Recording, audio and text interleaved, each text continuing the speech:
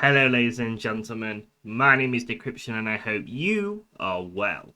Have you ever played games like Dishonored or Fable, where the main point of the game is you have one person you speak to, they run away and hide, and you have to go and find them, and it's like a hide and seek style game?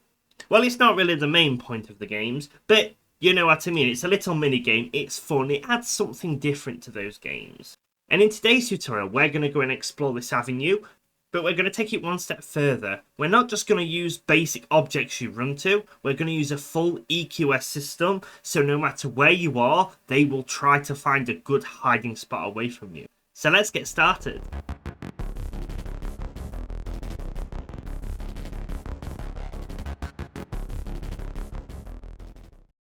So as per normal, I've set up a hide and seek dev map here, look. So the player will start here and we can put the NPC anywhere. And there's a bunch of places where the NPC can really hide where the player can't see them. And we're going to make this all official, so we'll have it so the players eventually stood forward, they talk to when we start it, the player closes his eyes or turns around, we hear pitter-patter as the NPC runs away, and then they're hidden behind one of these. And then we have 10 seconds or whatever to try and run around and see if we can see them. So you could very well just add an actor here, add an actor here, you know, in all the hiding spaces, and run some logic to try and see if the player can see it and make them run there.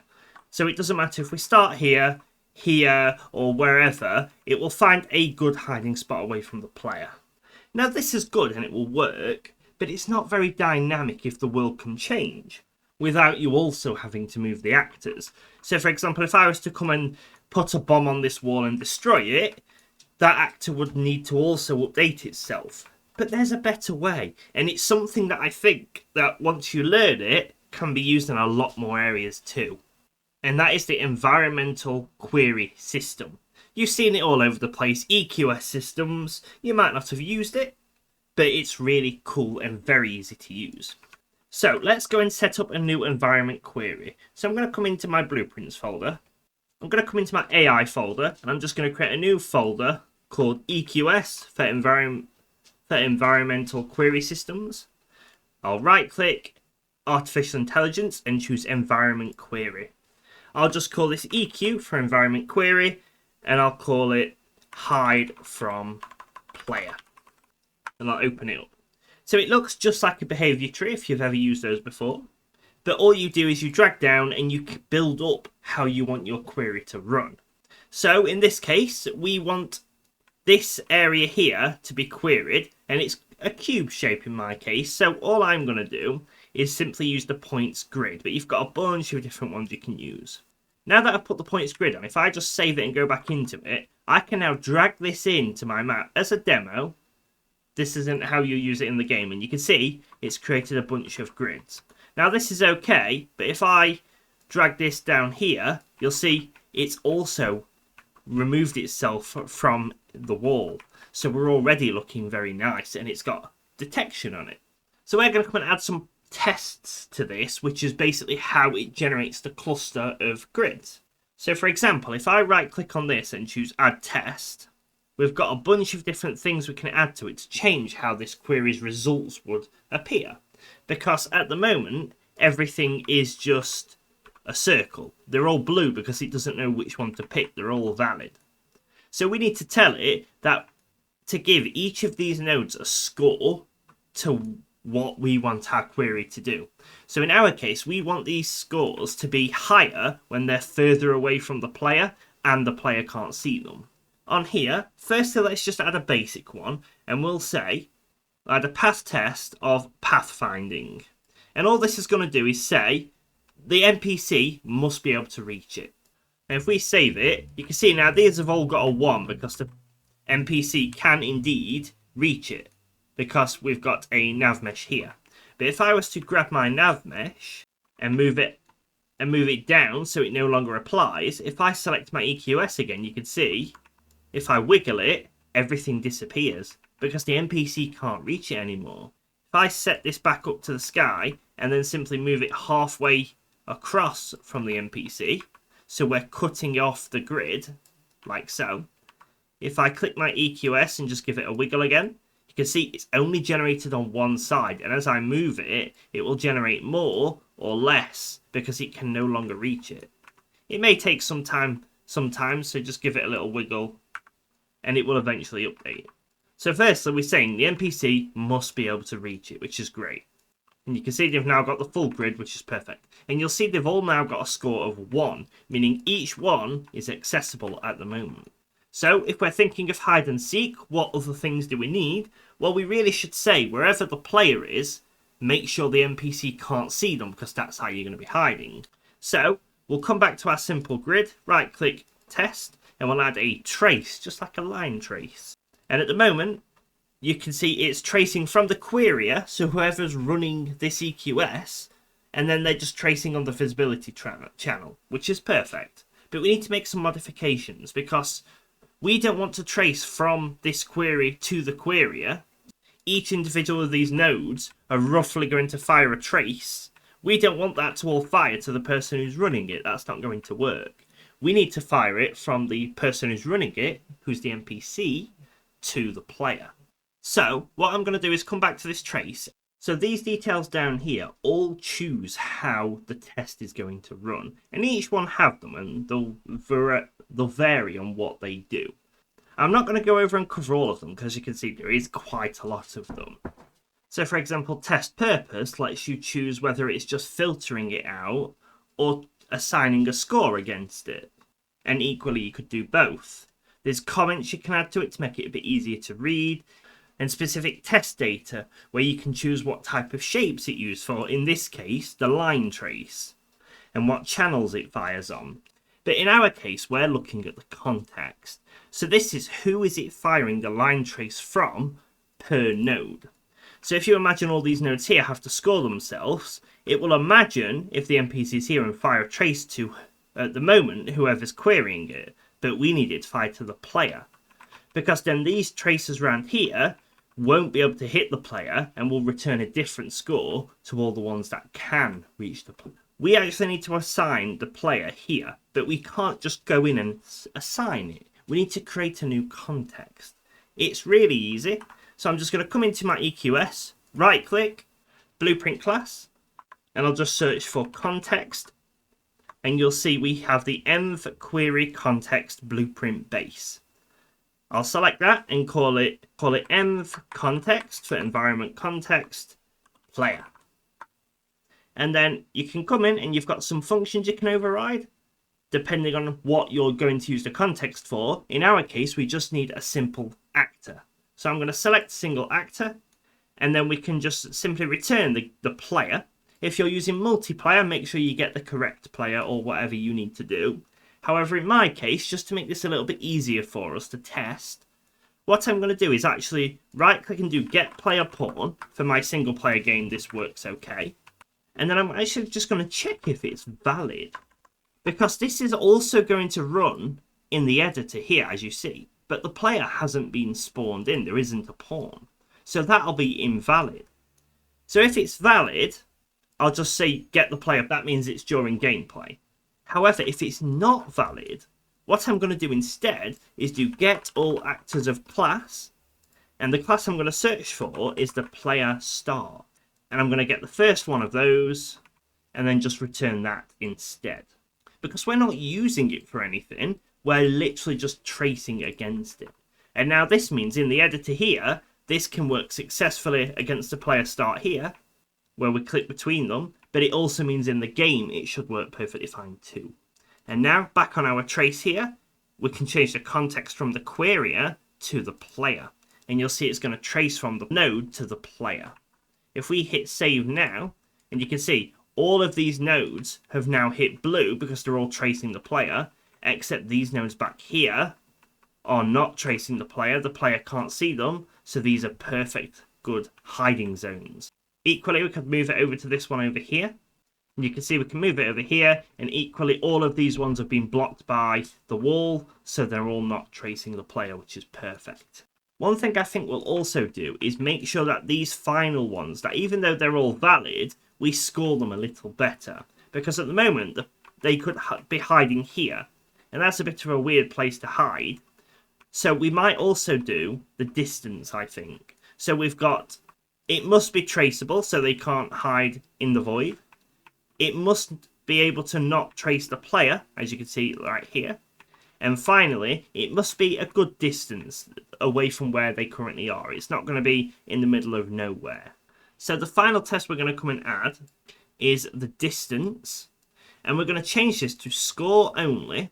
So it doesn't filter any out. It literally just scores them for us. And the final thing on the EQS is just to make sure that we're not querying the querier. They're not checking the distance from them because they're the closest one's always going to win. We want the distance from the player, so they run away from the player. And if we save it, you'll now see that they've all got a score on here. But it's ranking the ones furthest away, which means they are more likely to come and stand over here. But we don't want that. We want them to stand closer to the wall, really, or wherever they currently are. So instead, I'm going to come and set this on the score for the equation, instead of being linear, to inverse linear. So it inverts what it was doing, which means now the ones closest have a higher score, and these further away have a lower score. So if we were to query this, it should happily return 2.8, I think. Is that 2.98? 2.98 is the best score, so it'll probably stand right here for us, which is perfect. Let's actually make this work fully, though, because we don't want to keep moving it around every time. So what I'm going to do is drag it into the middle and roughly predict the size of where we need them to hide. So I'm going to come back to EQS, and I'm going to click on the main grid. Let's set the half grid size to something like 2000 and try it again. And you can see that's much better. It may lag a little while it was first scanning it, because we've got a lot of nodes. And we could say we've got too many nodes. So I'm going to come back to the EQS, and we'll just reduce the space between. We'll increase the space between to something like 500. Is that going to work? That's too broad. We'll do 200. There we go. So with half the amount of nodes we have. There we go. So we could technically reduce the size a bit, but that's completely fine. It's only lagging a little bit, purely because of the amount of nodes we've got right there. But you can see from the player here, all the nodes that are green, the NPC will be able to hide because player can't see them. But there we go. So it's now highlighting all the places they can hide with the player at the start. So let's actually add an NPC in for now in the first episode, and we'll make them just randomly run around before we start building in all the logic. So I already have a basic NPC set up, which is my BP NPC. This isn't anything special. It's literally just a basic character with a few minor things to make it work for my game. It doesn't do anything specific or new. Just a basic character. Then, in order to execute the state trees, we need a custom AI controller. So I'm going to come back up to my AI folder. And you see, we've got a bunch of different AI controllers just for now for development, but we're eventually going to roll them all into one. But for now, I'm just going to right-click Blueprint Class. I'll search for AI controller, and I'll select my AI controller, and I'll just call it BPAI underscore hide and seek, and I'll open this up. I'll add a state tree to it, and I'll use the new AI version. If you're not using Unreal 5.5 onwards, just use the standard state tree. And then the first thing I'll do on event begin play, because there, as we stand, there's still a bug where it doesn't do it, and I'll just call start logic, so it actually runs the state tree. Now we need to assign the state tree to it, so let's go and create our basic state tree. So in my AI folder, I'll right click Artificial Intelligence State Tree. If you can't see it, just make sure you go to Edit, Plugins, and make sure you've got State Trees enabled. Since I'm using the State Tree AI, I'm going to use the State Tree AI component, and I'll call it st underscore hide and seek, and I'll open it up. So if you've never used a state tree before, they're super simple to use. You have your asset details, which breaks down how your state tree works. You have your states, which is the logic that it actually runs. And then you have your details, which assigns what tasks and conditions are. That's the premise of it. Let's jump into it. So the actor type is not going to be a pawn. It's going to be our BP NPC, because that gives us all of the details. We don't need to handle casting or anything like that. The AI controller, for now, I'll set it to my hide and seek one, like so. And you can see it's updated the actor and the AI controller there, because we can now grab them inside states. So I'm going to add a new state here, and I'll call this is hiding, because I want this to be a system where you can choose whether you're hiding or the NPC's hiding. Is hiding will be a condition we add later, where we say whether or not the NPC is currently hiding or the player, but we need another system to handle that, so the current quest, for example. But for now, I'm just going to have that sit there. Inside this, I'm going to add a child state. I'm going to add a child state, like so, and I'll call this run to random point. And you'll see the arrow on the is hiding is instantly changed to go inside of it because we've not added any conditions. That's completely fine. So on this run to random point, I'm going to come to the side and add a task to it. Now you might be wondering if we can use the run environment query task that's built in. As of Unreal 5.5 and 5.6, it kind of looks broken, or you can't really use it at the moment. If anybody's managed to get it to work, let me know. It'll be good to use. But unfortunately, we have to create our own task to handle that instead of just using that one. But it's super simple. So I'm going to come back to my tasks folder inside my AI folder. I will right click, blueprint class. I'll search for state tree task. And I'll use the state tree task blueprint base. I'll call it STT underscore move to EQS hide from player. Just so we know what we're executing. I will come to the functions and go into enter state. And when we enter the state, what do we want to do? Well, we want to run an EQS query. So we'll drag off and do run EQS query, like so. The query template is going to be our hide from player, the only one I've got. The querier is going to be our NPC, because that's the person who's running it. But we don't have access to the NPC at the moment. So with state trees, we can simply create a variable called NPC. And I'll set it to my BP NPC. And I'm going to set the category to be input with a capital I. And what this means is when we assign this task on the state tree, we can literally tell it we are giving you this variable. We are inputting it to you. So we can connect this NPC to the querier. You've got a few options here. Run mode is basically which item should it return, the single one or a random item from the best 5%. Now, depending on how random you want your game to be, that could work for you. For now, I'm just going to choose single best item. And then I'm going to drag off of this here, and you do actually need to tell it to tell you when it's finished. You can't just immediately get the results, because if you've got a huge world EQS, it's going to take a little bit of time to run and query everything. It's asynchronous, so it shouldn't lag your game, but it still needs to tell us when it's finished. So, super simple, drag off and do assign on query finished. And this is an event dispatcher or a delegate that tells us when this query has finished.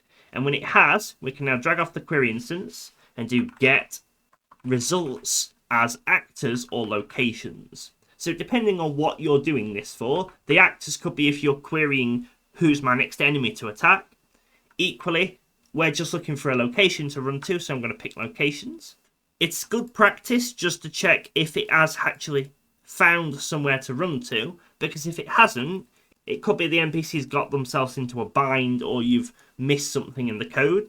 So I'll just say if they haven't found one, I'll just print out saying I can't find anywhere to go, and then I'll simply just call finished. And I won't succeed it because it hasn't succeeded. So that's basically a failure. But if it has succeeded, then I can simply drag off my NPC and I can do get AI controller. And I can finally do move to actor or location.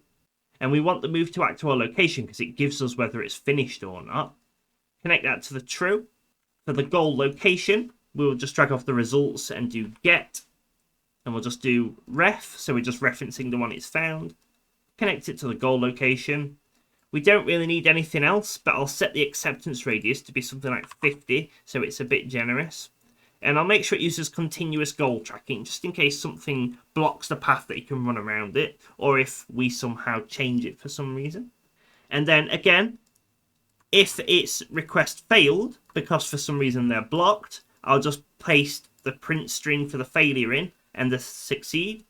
And I'll say, and I'll change the error to I got blocked when running. And that's if someone just, I don't know, puts a fence around her so she can't move anymore. However, if we do get there, then on move finished, we can succeed the task like so. So if we come back to our state tree task now, on this run to random point, I can now add a task to it and search for our new move to EQS hide from player. But let's give it a better name because that's a bit of a long name. So I'll go to class settings in our task, and in blueprint display name, let's just call it EQS dash hide from player move to, I'll call it move to EQS hide from player. Compile and save. Back in our state tree, if we add the task again, it just looks a bit nicer here. You'll see it wants an NPC passed into it, so we can simply hit the little drop down and select our actor, which is the one that the state tree is auto assigned. So you can see it's coming together very nicely. So instead of just running between the points, just for demo purposes, I'm going to add another sibling state to this one below and just say wait for player.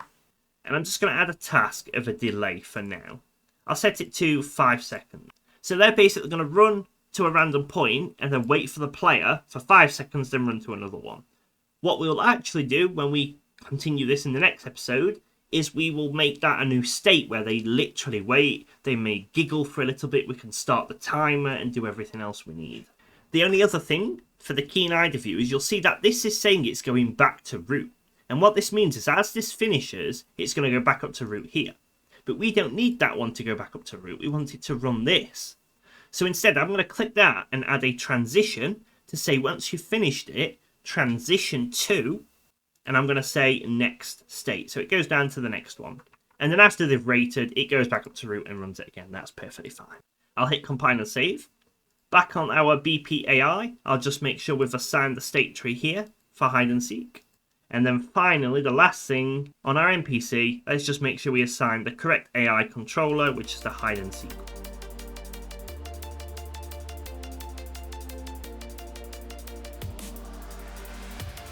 And now you'll see that if we run it, she will successfully run to a spot that the player isn't at. So if I stay here, in theory, she should maybe move around a little. There we go, but she's still hidden away.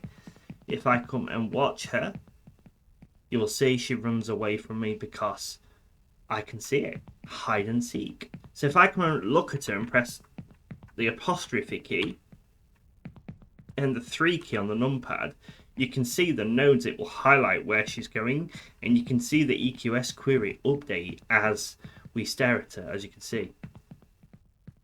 So I think the distance being shorter so she doesn't run far away isn't working great because she's just running around this wall, which isn't fantastic. But I'm going to go and change it from inverse linear to linear so she runs to the highest score.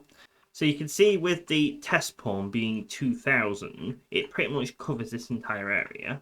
So you've got two ways to stop her leaving. You could either just simply reduce your nav mesh so it fits within this zone here, or you can change where it generates from. So in this case, if we come back to the EQS query and select the main grid, you can see it generates around, and we've only got 3 things at the moment, but it's using the querier. So I'm thinking what we can do is just add just a basic actor into here, just to say query around this, and we'll make it basically fit this square perfectly. That way, if we change her state tree, she can still walk out because the nav mesh allows it. And it makes it a really nice, smooth gameplay. So just like we did before, all I'm going to do is come and add a target point just into the middle of here, like so. I'll make sure I position the EQS query so it does cover everything. So I'll just zoom out, I'll grab it, just make sure that if I place it there, it does fit. So you can see it does indeed work. If I move it up a little bit, and then now I can match the target point to that location. For the target point, I will come and give it a tag, hide and seek starter. And then I will come back to my content drawer inside my AI folder, inside my EQS folder, and I will just basically duplicate the environment context player, but I'll rename it to environment context hide and seek starter. And then instead of simply getting the player pawn, I'm instead going to delete those nodes and do get at all actors of class with tag, like so. The actor class will be our target point, and the tag will be our hide and seek starter. Because now what we can do is generate it around that instead, and it will always return the same EQS results. Compile and save, and now we can come back and say only generate it around the hide and seek starter. So now it should always generate it around there, meaning it should be roughly confined into this spot. So let's come and just reduce the size of it a little. So I'll select the test pawn so we can see. And I'm basically just going to reduce the size so it fits inside there nicely. But still maintaining our goal. So as you can see, she can successfully hide across every point, but she can still hide a little bit outwards. So I'll just select the target point and the test one and just move it just a smidge, just to make sure there's none outside. There we go. So now it will perfectly run there. So if we try it now, she would only run inside there. So you can see she's running that way. Hey, come and find me, she'll say. So we'll run up and go. I have found you. And she'll say, oh no, not this time. And she'll run away to the next one. Well, apparently I can't see. We may have to adjust it to use the camera in the polishing phase. But you can see she's indeed running away. There we go, ladies and gentlemen. The EQS system. It is one that if you learn, absolutely can save you so much time in games and querying. And if you think about it, for simple shooters, say if you're shooting and your AI takes damage, you can EQS query to find a place to crouch, cover, you know, stuff like that. It's really cool. So yes, this is part one of the hide and seek system. In part two, we're going to be looking at we're going to be starting to add the more gameplay aspects. So a timer to say finding it. We'll add the starting of it so she doesn't run until we talk to her and she challenges us. And then we can even look at adding a failure if we can't find her, if we give up. And then future episodes will look at the player hiding and they having to randomly search for us. So there we go, ladies and gentlemen. What do you think of the EQS system? It's not new by any means. It's been inside Unreal, I think, since Unreal 4. Thank you for watching, ladies and gentlemen. I hope this helped. If you've got any suggestions, please let me know. If you are one of the ones who are asking for the NPC series, the EQS system is a key for the NPC spawner series, so that's coming soon. Thank you for watching. My name is Decryption, and I will see you next time.